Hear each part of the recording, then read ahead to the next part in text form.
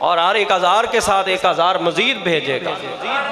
اب لگاؤ روٹ، کوئی ہے بند باندھنے والا اللہ کی رحمت کے آگے؟ کوئی جرت کر سکتا ہے؟ نہیں، میں حدیث قدسی پیش کرتا ہوں۔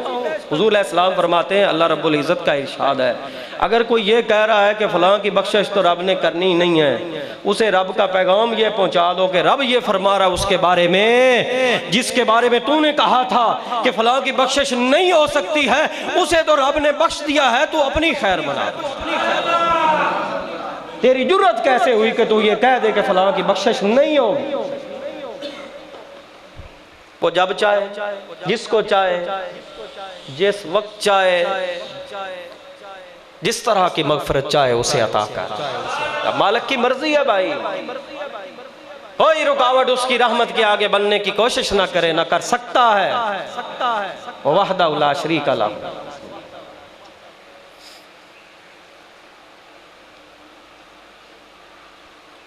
اس کو یہ پسند نہیں ہے کہ کوئی تکبر کے اندر مبتلا ہو، وہ مروڑ کر رکھ دے گا، پھینک دے گا، ذلیل و خوار کر دے گا۔ شیطان کا حال نہیں دیکھا؟ شیخ سعدی علیہ رحمہ فرماتے تکبر عزازیل را خار کر، بزندان لعنت گرفتار کر۔ شیطان چپے چپے پر سجدے کرتا تھا، لمبی بڑا تھا، بڑی طاقتیں۔ کئی لوگ شیطانوں کی طاقتیں مانتے ہیں، جنات کی مان لیتے ہیں، اولیاء اللہ کی بات آئے تو پھر پیچھے ہٹتے ہیں۔ کوئی بات نہیں، ان کا اپنا نصیب ہے۔ لیکن یاد رکھو میرے مسلمان بھائیوں، اگر ہم اللہ کو وحدہ لا شریک لہ مانتے ہیں تو نبی رحمت صلی اللہ علیہ وآلہ وسلم کو رحمت للعالمین مانتے ہیں۔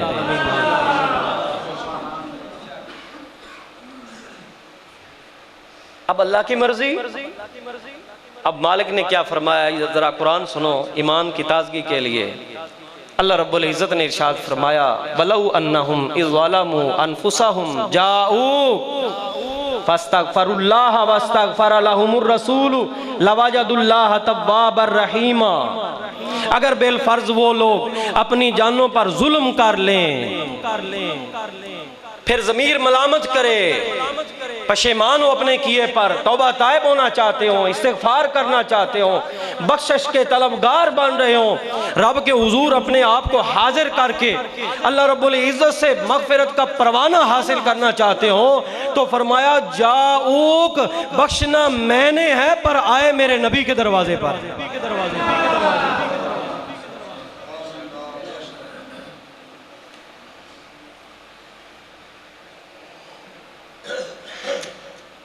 اب ذرا قرآن پاک ہے، یہ تو قرآن پاک ہے، یہاں تو یہ بھی کوئی نہیں کہہ سکتا کہ یہ ضعیف ہے، اس کا سارا خاندان کباڑا ہو اور اس کا ضعیف ہونا ثابت ہو جائے جو قرآن کے بارے میں ایسا عقیدہ رکھتا ہے۔ فرمایا وَلَوْ أَنَّهُمْ إِذْ ظَلَمُوا أَنفُسَهُمْ جَاءُوكَ، اگر وہ اپنی جانوں پر ظلم کر لیں، یعنی مفسرین کرام فرماتے ہیں کبائر کے مرتکب ہو جائیں، خدا نہ خواستہ کوئی کبیرہ گناہ کر لے، بڑے بڑے گناہوں کا شکار ہو جائے، شیطان اس کو بے راہ روی کا شکار کر دے، اور پھر وہ بخشش کے طلبگار ہے، اب مانگنا چاہتے ہیں اللہ سے، اللہ کے حضور حاضر ہونا چاہتے ہیں، بخشش طلب کرنا چاہتے ہیں، تو اپنے گھر میں بیٹھے ہیں۔ اللہ تعالیٰ علی کل شیء قدیر بھی ہے، علیم بذات الصدور بھی ہے، اور نحن اقرب الیہ من حبل الورید کی شان والا بھی ہے۔ فرماتا ہے میری ساری شانیں ہیں، یہ بھی مانو، لیکن در مصطفیٰ کی بلندی، در مصطفیٰ کی حاضری کی عظمت کون جانے گا؟ اگر میں جاؤ کا نہ فرماؤں تو فرمایا بخشنا میں نے ہے، معاف میں کروں گا، مجرم بھی میرے ہو، بخشنا بھی میں نے ہے، لیکن میرے نبی کا شان کیسے ظاہر ہوگا؟ بخشوں گا میں، پر بخشوں گا نبی کے صدقے بخشوں گا۔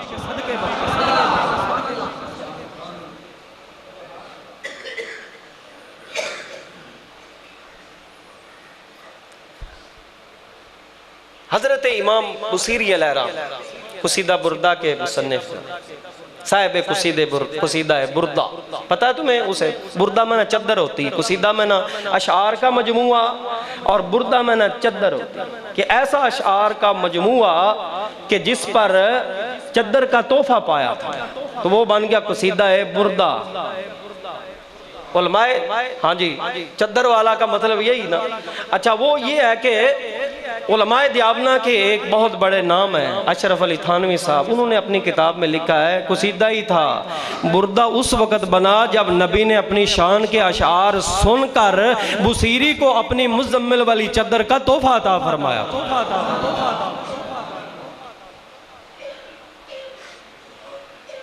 اچھا اب یہ ہے کہ فالج کا مرض تھا انہیں،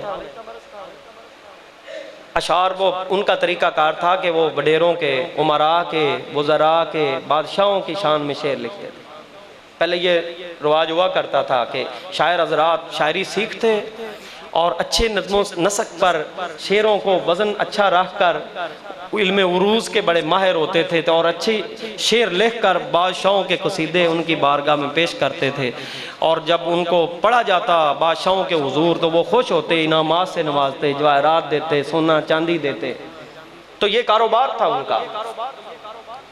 فالج کے مرض میں جب گرفتار ہوئے تو اصل میں بات ادھر سے سیدھی ہو چکی تھی، نصیبے کا دروازہ کھول گیا تھا، ہم تو یہی کہیں گے نا. دل نے پکارا ساری زندگی، امراء کو عزت دیتا رہا ہے، بادشاہوں کے قصیدے پڑھتا رہا ہے، اس کا قصیدہ کیوں نہیں پڑھتا، اس کی شان کیوں نہیں لکھتا ہے جو نبیوں کے امام ہے، رسولوں کے پیشوا.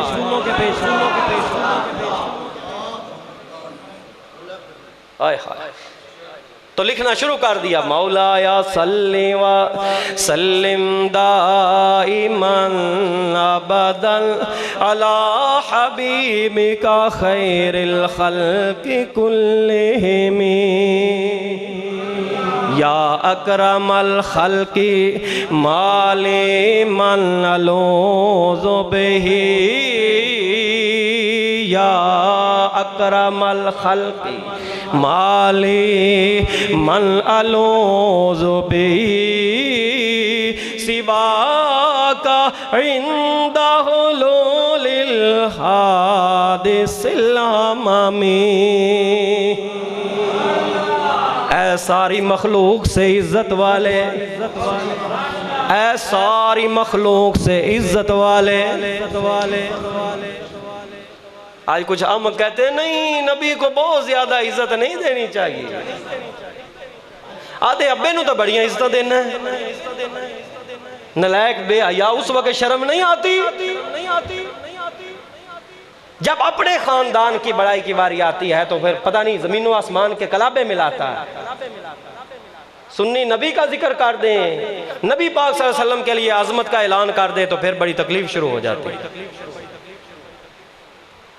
اس وقت بڑی حدیثیں یاد آتی ہیں. یاد رکھو نبی علیہ السلام نے کیا فرمایا ہے، افراط و تفریط سے منع کیا. نبیوں کی توہین، تنقیص، تحقیر کرنا بھی ناجائز، ممنوع اور سبب کفر ہے، اور نبی کی ذات کو خدا کی ذات کے ساتھ ملانا بھی کفر ہے. اور امام بصیری علیہ الرحمہ اسی قصیدہ میں کہہ رہے ہیں دا مداتہ النصارى فی نبیہم وانسب الی ذاتہ ما شئت من اعظمی. وہ بات چھوڑ دیے جو عیسائیوں نے عیسیٰ علیہ السلام کے حق میں کہی تھی کہ انہیں اللہ مان لیا یا ابن اللہ کہہ دیا تھا، خدا ماننا تھا یا خدا کا بیٹا کہہ دیا تھا. وہ بات چھوڑ، وانسب الی ذاتہ ما شئت من اعظمی. پھر بزرگی سوچ، پھر جلالت شان سوچ، پھر عزت اور منزل اور قدر ان کی جان، پھر جو بیان کرنا چاہتا ہے یہ کہہ دینا کہ بعد از خدا بزرگ توئی. قصہ مختصر لا یمکن الثناء کما کان حقہ، بعد از خدا بزرگ توئی قصہ مختصر. شیخ سعدی علیہ الرحمہ یہ کہہ رہے ہیں، امام بصیری علیہ الرحمہ یہ کہہ رہے ہیں. اور اسی قصیدہ میں دیکھو نا، جس میں شرک آئے اس پر پھر تحفے تو نہیں نہ ملتے، مشرکین کو تحفے تو نہیں نہ دیے جاتے. مشرکین کو تحائف سے نہیں نوازا جاتا، لیکن غیر بھی مان رہے ہیں، سنی تو ہیں ہی اقراری، غیر بھی مان رہے ہیں۔ اسی قصیدے کو سماعت کر کے امام الانبیاء صلی اللہ علیہ وسلم بصیری کے گھر تشریف لائے تھے۔ یہ بعد از وصال صدیوں بعد کا واقعہ ہے۔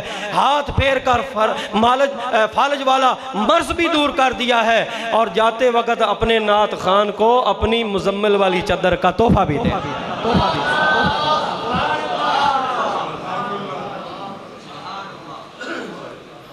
اگر آج یہ کہتے ہیں تو کہتے ہیں ہی شرک ہی ہے۔